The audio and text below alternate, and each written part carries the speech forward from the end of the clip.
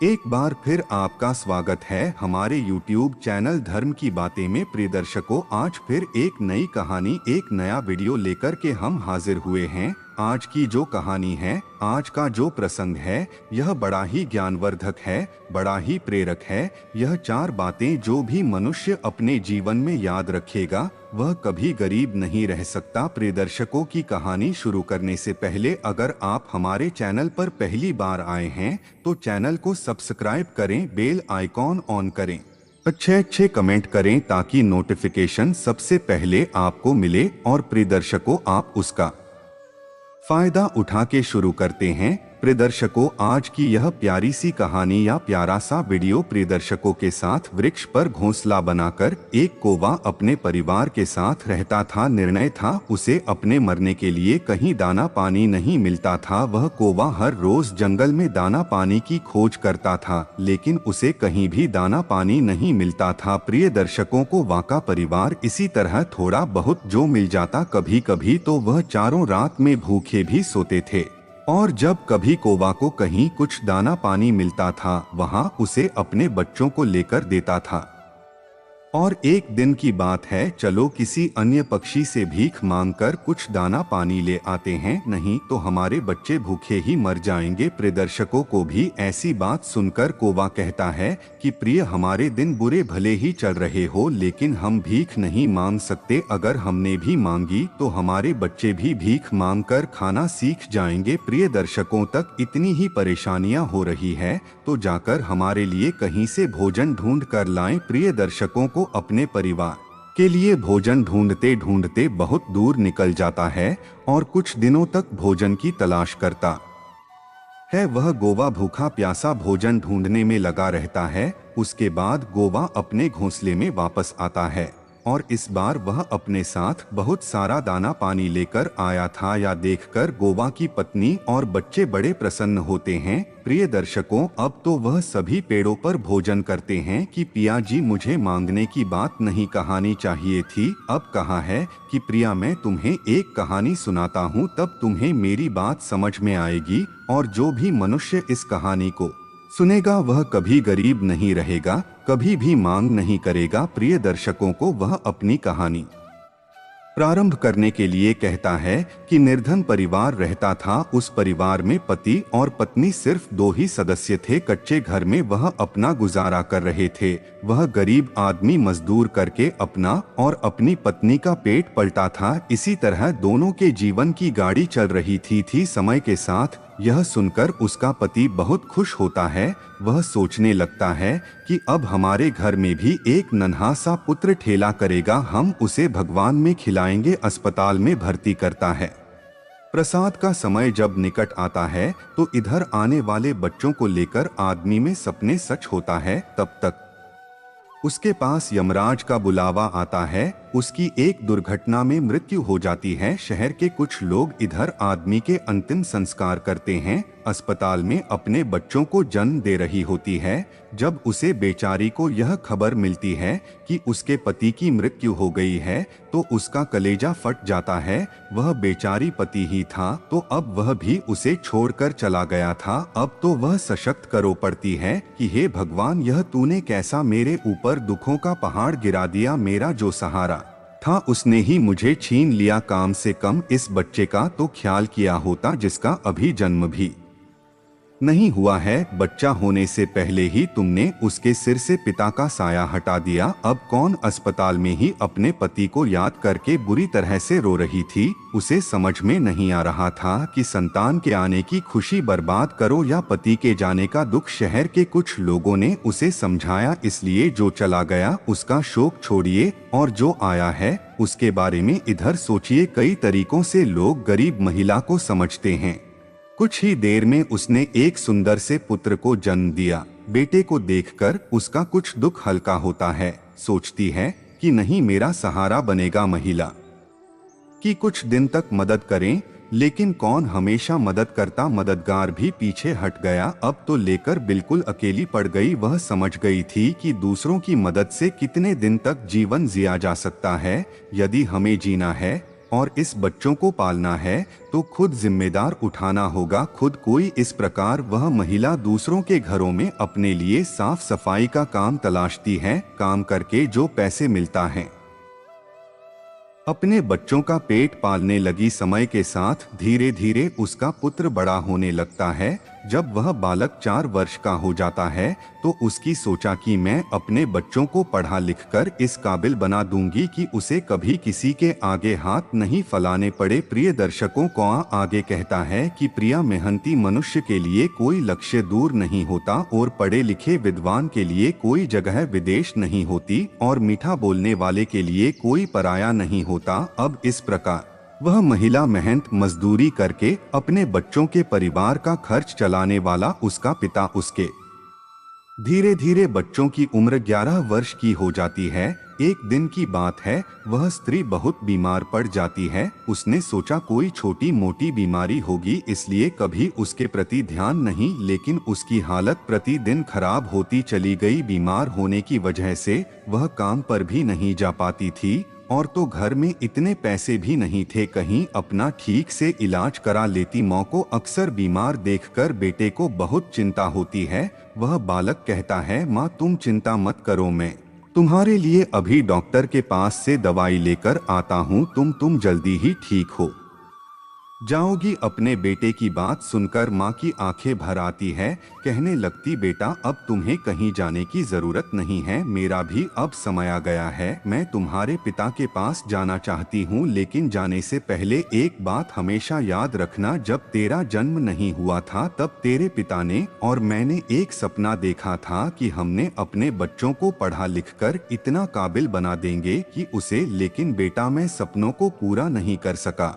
मेरे बेटे में यदि चली भी जाऊं तो तुम ऐसा कोई काम मत करना जिससे तुम्हारे पिता का नाम खराब हो, तुम्हारा नाम दूर दूर तक लोग जान जाए। कभी बेटा पैसे के पीछे मत भगाना, पैसे के लिए तो लोग इतने नीचे गिर जाते हैं, ख्याल नहीं करते। तुम हमेशा अपना बेटा हमेशा स्वाभिमानी बनकर जीना, कभी किसी के आगे अपने हाथ मत फैलाना, किसी से याचना मत करना, याचना नहीं करना ही श्रेष्ठता का मूल है।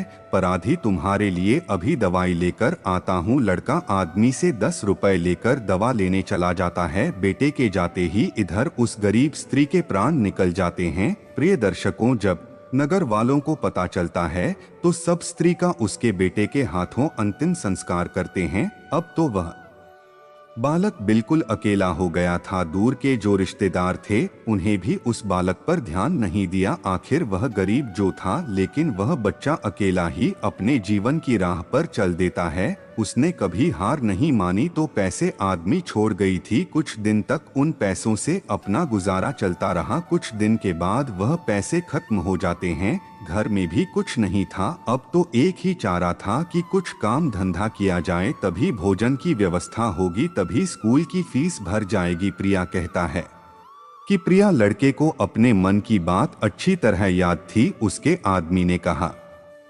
मेहनत करके ही अपना जीवन यापन करना। लड़के को अपने मन की बात अच्छी तरह याद थी, इसलिए आगे भीख नहीं मांगता था। विद्यालय से आने के बाद वह किसी के खेतों में काम करने चला जाता, कभी किसी की चाय की दुकान पर काम करके लेता और वहां से कुछ पैसे मिलते तो अपने विद्यालय की फीस भर देता था और अपने खाने पीने की सामग्री खरीदने के लिए लाता था। इसलिए बच्चे को भी पढ़ाता था और मेहनत भी करता था। कस्बे में पढ़ने लगता, विद्यालय की फीस का खर्चा बढ़ जाता है, लेकिन उस बालक ने हिम्मत नहीं की। हर रोज विद्यालय जाता था। वह जो भी कमाता था उसकी पढ़ाई छूट जाती थी और पढ़ाई करने वाला तो पेट भरने के लिए भी कुछ नहीं था, इसलिए दोनों कम करता था। विद्यालय से आकर इधर काम करने चला जाता था। एक दिन वह बच्चा विद्यालय से पढ़कर घर वापस लौटा। FIR उसकी बड़ काम की तलाश में चला गया, लेकिन उसे शाम को घर आकर सो गया। आज कुछ काम नहीं मिला तो खाना कहाँ से खाए। जो पैसे थे उनसे वह पहले ही विद्यालय की फीस भर चुका था। बेचारे को भूखे पेट रहना पड़ा, केवल पानी पीकर सो गया। अब सुबह भूखा ही विद्यालय चला जाता है और विद्यालय की छुट्टी के बाद जब घर आता है तो फिर किसी काम की तलाश में निकल पड़ता है। सोचता है कि कल नहीं मिलेगा, लेकिन आज मुझे कोई ना कोई काम जरूर मिल जाएगा। प्रिय दर्शकों को आगे कहता है कि प्रिया, लेकिन दुर्भाग्य ने उसका पीछा नहीं छोड़ा। उसे दिन में भी कोई काम नहीं मिला। पेट सोना पड़ा। भूख अब उसे ज्यादा बेचैन कर रही थी। तो एक बार उसके दिमाग में आता है कि भूखे पेट तो पड़ा भी नहीं जाता, अब तो मैं किसी से कुछ मांग कर लेता हूँ। पर माँ ने मरते वक्त उससे कहा था कि बेटा, कभी भी मांग कर मत खाना, हमेशा काम करके खाना। लड़का भी बड़ा स्वाभिमानी था, किसी से मांगने की उसकी सोचता था चाहे कुछ भी हो जाए, पर भीख मांग कर नहीं खाऊंगा। अगर मैंने भीख मांगना शुरू कर दिया तो लोग मुझे भिखारी कहने लगेंगे। भगवान ने भेज दिया है तो कहीं न कहीं से इसके लिए भोजन भी देगा। अब लड़का उस दिन भी भूखा रहता है। सुबह जब सोता है तो भूख के मारे चक्कर आने लगते हैं। अभी उसकी उम्र कितनी नहीं गई। सोचा आज मैं सुबह से ही काम पर जाता हूँ। आंखों के सामने अंधेरा छा रहा था। भोजन नहीं मिला तो मेरे प्राण निकल जाएंगे, मुझे कुछ न कुछ करना ही पड़ेगा। प्रिय भिखारी, भीख नहीं मांगेगा तो फिर भी मांगने की आदत पड़ जाएगी और तू भिखारी बन जाएगा। काफी देर तक लड़का इन प्रश्नों में उलझा रहता है। फिर उसके दिमाग में आया कि भीख मांगना अलग बात है और मदद मांगना अलग बात है। मैं किसी से भीख नहीं मांगता नहीं जाता, पर मदद मांगना वह है जो आप कभी भी लौटा सकते हो। लड़के ने सोचा कि मैं आज किसी से मदद मांग लेता हूँ, जब मुझे काम मिल जाएगा तो मैं लौटा दूंगा। अब तो लड़का वहाँ से चलता है तो शहर के बाहर एक बड़ा सा घर दिखाता है। लड़का दरवाजे पर जाकर दरवाजे को खटखटाता है। तब घर के अंदर से एक महिला निकलती है। महिला ने दरवाजे पर देखा कि एक 10-11 वर्ष का बड़ा ही उदास का मासूम सा लड़का खड़ा है। पहले तो वह महिला लड़के से पूछती है कि बेटा, तुमने दरवाजा क्यों बजाया, क्या कुछ काम है? लड़का दोनों हाथ जोड़कर कहता है। वह महिला पूछती है, बेटा क्या तुम्हें कुछ चाहिए, मैं तुम्हारी क्या मदद कर सकती हूँ? महिला के पूछने पर एक बार तो लड़के के आदमी में यह आया कि चलो इन्हें मांझी से मैं कह ही देता हूँ कि बहुत परेशान हूँ। और वह भोजन की जगह पानी मांग बैठा। कहने लगा, आदमी जी, मुझे बहुत जोर की प्यास लगी थी इसलिए दरवाजा खटखटाया था, क्या एक गिलास? प्रिय दर्शकों, लेकिन वह महिला बहुत समझदार थी। बालक बहुत भूखा है। वह कहती है, बेटा तुम थोड़ी देर रुको, मैं तुम्हारे पानी के लिए लेकर आती हूँ। वह महिला घर के अंदर जाती है और अपनी रसोई से एक गिलास दूध और कुछ लड्डू लेकर दरवाजे पर आती है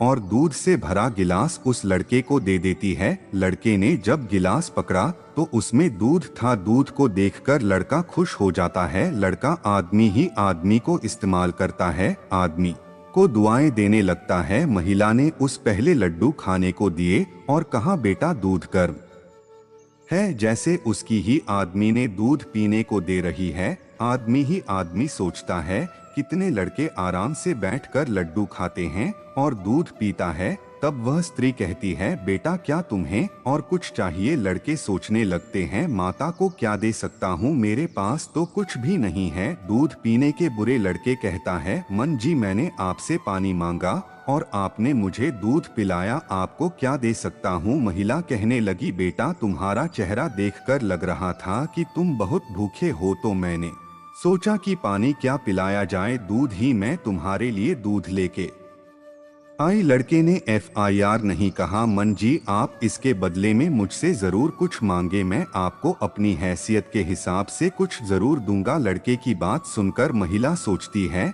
यह लड़का बड़ा स्वाभिमानी है। वह लड़का बार बार उससे मांगने की बात करता है तो वह महिला मन रखने के लिए कह देती है कि बेटा मैंने यह दूध पिलाकर तुम पर कोई एहसान नहीं किया है, फिर भी अगर तुम मुझे कुछ देना चाहते हो तो बेटा तुम मुझे एक वचन दो कि जिस आज मैंने तुम्हारी मदद की है इसी प्रकार तुम भी जब कभी मदद करने लायक हो जाओ तो किसी जरूरी चीज की मदद कर देना। जिस दिन तुम किसी की मदद करोगे उसी दिन तुम मेरे इस एहसान से मुक्त हो जाओगे। प्रिय दर्शकों, उस महिला ने यह बात इसीलिए कही थी ताकि वह लड़का अपने को मजबूर ना समझे और खुशी खुशी अपने घर को जा सके। वह लड़का उस बात को अपने दिमाग में बैठा लेता है। वह उस महिला के जोड़े को छूकर काम की तलाश में आगे को चला जाता है और इस प्रकार धीरे धीरे कई दिन बीत जाते हैं। जिस विद्यालय में वह पढ़ता था उसी विद्यालय में उस स्त्री का बेटा भी पढ़ता था जिसने उसे दूध पिलाया था। एक दिन वह को विद्यालय छोड़ने जाती है तो उसे देखा कि विद्यालय में लड़का भी पढ़ रहा था और स्त्री उस लड़के को पहचान लेती है। उसने विद्यालय के मास्टर जी से जाकर पूछा कि बालक कौन है, तो मास्टर जी ने उसे बताया कि बालक का नाम संकेत है और वह बिना माता पिता का बेटा है। उसके दोनों माता पिता गुजर गए थे। यह जानकर उस महिला को बड़ा दुख होता है। सोचती है जब इसके माँ बाप नहीं है तो फिर इसकी पढ़ाई का खर्च कौन उठाता है। तब विद्यालय के बड़े मास्टर बताते हैं, बहन जी संकेत बहुत ही अच्छा बच्चा है। वह अपनी पढ़ाई का खर्च उठाता है और पढ़ाई में भी बड़ा तेज है और तब जाकर विद्यालय की फीस भरती है। जब कभी वह विद्यालय नहीं आता है और अपने समय पर नहीं देता है तो हम लोग उसे ज्यादा दबा नहीं पाते हैं। प्रिय दर्शकों को आगे अपनी पत्नी को भी कहता है कि जब स्त्री को संकेत की स्थिति का पता चलता है तो वह करुणा से भर जाती है। उसका आदमी करता है कि मैं बालक की कुछ मदद करूं जिसका प्रसन्नता होता है। जिसका कोई नहीं है वह भगवान का है और उसकी मदद करने का अर्थ है कि आपने भगवान को प्रसन्न कर दिया। महिला ने सोचा या लड़के से पैसे तो लेगा नहीं क्योंकि भर दिया करो, आपको कोई आपत्ति तो नहीं है। मास्टर ने कहा, बहन जी आपकी सोच अच्छी है, आप उसकी फीस भरेंगे, मुझे तो कोई परेशानी नहीं होगी। लेकिन संकेत इस बात के लिए तैयार नहीं होगा। तब वह महिला कहती है, मास्टर जी मैं उस बच्चे की मदद करना चाहती हूँ, उसे समझा देना, उसे कहना कि आपकी स्थिति को देखते हुए सरकार ने आपकी फीस माफ कर दी है, तुम्हारी फीस भरने की कोई जरूरी नहीं है। प्रिय दर्शकों, मास्टर जी भी इस बात से सहमत हो जाते हैं। वह महिला संकेत की पूरी तरह से अपने घर चली जाती है। इस तरह वह हर वर्ष उसकी पूरी साल की फीस जमा कर दी थी, इसलिए संकेत सिर्फ आदमी लगाकर पढ़ सके। अब तो संकेत पूरा आदमी लगाकर पढ़ता था और अपने खाने पीने के लिए किसी दुकान पर काम कर देता था। प्रिया दर्शकों, नोवा आगे कहता है कि प्रिया डूबने को तीनों का सहारा ही बहुत होता है। उस महिला के थोड़े से प्रयास से संकेत की अच्छी खासी मदद हो गई। वह अब खूब मन लगाकर पढ़ता था। इसी तरह कुछ वर्ष और बीत गए। अब आगे की पढ़ाई करने के लिए संकेत को शहर में जाना सोचा। शहर में रखकर मैं कोई छोटी मोटी नौकरी कर लूंगा और अपनी पढ़ाई भी करता रहूंगा। इस बात का पता उस महिला को तब विद्यालय में जाती है। वह महिला जब संकेत की फीस जमा करती है तो मास्टर जी बताते हैं, बहन जी संकेत तो आगे की पढ़ाई करने के लिए शहर चला गया है, जमा करने की कोई जरूरी नहीं है। उस भगवान ने मुझे उसकी मदद करने का इतना ही समय दिया होगा। भगवान उस बालक पर दया दृष्टि बनाए रखें, वह जहाँ भी रहे खुश रहे। इस प्रकार वह स्त्री अपने घर लौट आई और अपने घर गृहस्थी की दुनिया में बर्बाद हो गई। प्रिय दर्शकों, उधर संकेत शहर में जाकर अपनी पढ़ाई करने लगा। खर्चा चलाने के लिए उसने एक नौकरी तलाश कर ली। इस प्रकार वह बच्ची संकेत कभी उस महिला से मिल पाता है और ना वह महिला कभी उस संकेत से मिलती है। उस महिला का बेटा भी अब बड़ा हो गया था। उसका बेटा एक व्यापारी बन गया था। प्रिय दर्शकों, वह स्त्री तो पहले से ही अपने घर से संपन्न थी, ऊपर से उसका बेटा व्यापार करके खूब धन कमाता था। वह भी अपना आदमी को बहुत प्यार करता था। प्रिय दर्शकों को आगे अपनी पत्नी से कहता है कि प्रिया एक दिन उसके आदमी बहुत बीमार पड़ जाती है। कहता है, डॉक्टर साहब आप मेरे आदमी के अच्छे से इलाज कीजिए, पैसों की बिल्कुल चिंता मत करना। प्रिय दर्शकों, एक प्रकार से वहां के डॉक्टर हैं जिन्होंने उस व्यक्ति का इलाज शुरू कर दिया है। अगर छोटे शहर की बात होती तो खर्चा कुछ काम हो जाता, लेकिन वहां का खर्चा तो बहुत लंबा था। फिर भी उस लड़के ने हिम्मत नहीं की। हरि प्रियदर्शकों को वह कहता है कि प्रिय व्यक्ति से अनमोल कई दिन तक इलाज होता रहा, कहाँ से डॉक्टर साहब की फीस भरोगे, कहाँ से दवाओं का खर्च उठाओगे, तुम्हारा व्यापार भी बंद हो गया है। तब बेटा कहता है कि बस हो जाती है। वह लड़का अपने व्यक्ति का इलाज निरंतर जारी रखता है और धीरे धीरे 1 महीना बीत जाता है।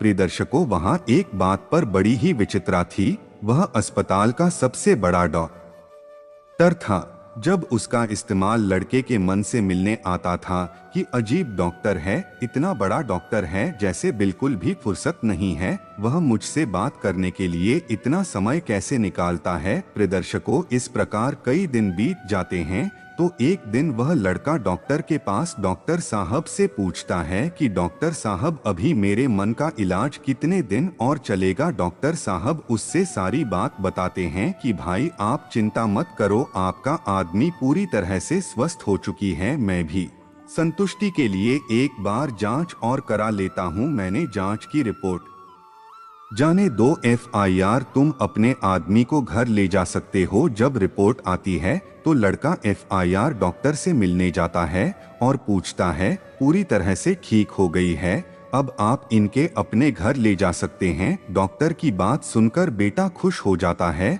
और डॉक्टर साहब को बहुत धन्यवाद देता है। लड़का अपने मन के पास जाता है और सोचता है कि भगवान का लाख लाख धन्यवाद कि मेरा मन बच गया, मेरी बहन सफल हो गई। यही बात वह अपने मन को बताने के लिए जाता है और मन से कहता है कि तुम पूरी तरह से ठीक हो गई हो, अब हम जल्दी ही अपने घर जाने वाले हैं। यह बात सुनकर आदमी भी बड़ी खुश हो जाती है कि मैं तो ठीक हो गई हूँ, लेकिन इस अस्पताल का जो बिल होगा मेरा बेटा चुका पाएगा। इतनी मोटी रकम की व्यवस्था वह कहाँ से करेगा। महिला के बेटे से कहता है कि डॉक्टर साहब ने आपके लिए यह बिल का लिफाफा भेजा है, आप इस बिल को ठीक से देख लो और इस बिल को चुकाकर तुम अपने आदमी को अपने घर ले जाओ। दिल का लिफाफा देकर वह अस्पताल का कर्मचारी तो चला गया। अब वह लड़का बिल के लिफाफे को खोल कर देखता है। वह सोचता है कि कितना बिल होगा। बेटी को चिंता में देखकर आदमी भी परेशान हो जाता है। आदमी एकदम से बेटे के हाथ से वह बिल का कागज छीन लेती है। उधर आदमी को बिल को खोल कर देखती है। उधर अस्पताल के जो सबसे बड़े डॉक्टर थे वह भी उस समय वही प्रति पहुंच जाते हैं। जब आपने 2 दिन के भूखे बच्चों को 1 गिलास दूध और लड्डू खिलाए और अगले 5 साल तक उसने बच्चों की विद्यालय की फीस भरी थी। पर्ची को पढ़ते ही महिलाओं की आंखें फटी की फटी रह जाती है। जब उस आदमी का बेटा पूछता है बेटा, जब वह पढ़ता है तो वह भी बाल रह जाता है। बेटा, मैं इन्हें पहले से नहीं जानती हूँ, अभी पता चला है। 25 साल पहले जब तुम बहुत छोटे थे तब तुम हमारी उम्र का एक छोटा सा लड़का भरी दोपहरी में हमारे घर के दरवाजे पर आया था। वह भूखा प्यासा था। उसने मुझसे 1 गिलास पानी मांगा था। मैंने बच्चों को देखा तो मैं समझ गई कि वह भूखा है। मैं रसोई में गई और रसोई से दूध और लड्डू लेकर मैंने वही खाने को दे दीजिए। वह कितने दिनों से भूखा था, उसने दूध तो पी लिया था। कि बेटा, जिस प्रकार मैंने आज तुम्हारे बुरे समय में मदद की है, इसी प्रकार जब तुम बड़े लायक हो जाओ तो तुम भी किसी जरूरी मदद कर देना। मुझे क्या पता था कि वही लड़का जिसने मैंने 1 गिलास दूध पिलाया था वह 25 साल बाद इतना बड़ा डॉक्टर बनकर मेरी मदद करेगा। ने कभी रक्षा की थी। आपके कहे हुए शब्द आज भी मेरे कानों में गूंजते हैं। मैंने तुम्हारे उन शब्दों को अपना संस्कार बनाया। मैंने अपनी जिंदगी में बहुत दुख देखा है,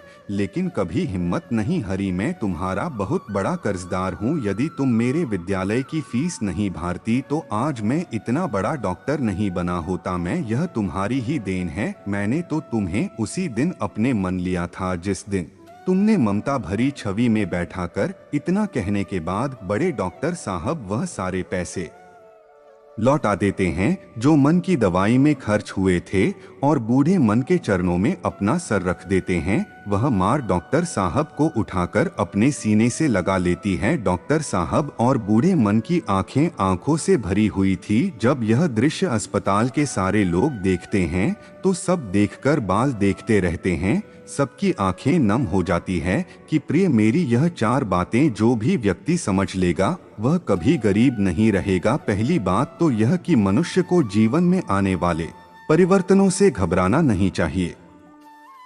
जीवन में कुछ और अच्छा होने वाला है। इन परिवर्तनों से मनुष्य बहुत कुछ सीखता है और वह सही रास्ता पकड़ लेता है। जो अपने साथ हुए घटनों से टूट जाता है वह कभी आगे नहीं बढ़ता। पता दूसरी बात, अंधेरा चाहे दीपक को मिटाता है, उसकी तरह अगर जीवन में कुछ अंधेरा आ जाए तो ज्ञान रूपी दीपक से अंधेरे को मिटाकर सही रास्ता ढूंढना जा सकता है। आपको अपने जीवन में अगर किसी की मदद करने का सौभाग्य, आपकी छोटी सी मदद से किसी का जीवन ही बदल सकता है। आपका छोटा सा योगदान किसी के लिए वरदान भी हो सकता है। उसी पर पड़े तो घबराना मत। जब एक रास्ता बंद होता है तो 10 खुल जाते हैं। जीवन में निखार तभी आता है जब मनुष्य दुख और मुसीबत की घड़ी में तपता है। मनुष्य को अनुभव मिलता है और यह अनुभव बहुत कम आता है। मनुष्य के दिन चाहे कैसे भी हो, चाहे कितनी भी कहानियां उसके जीवन में आए, पर उसे कभी भी मांग कर खाना नहीं चाहिए।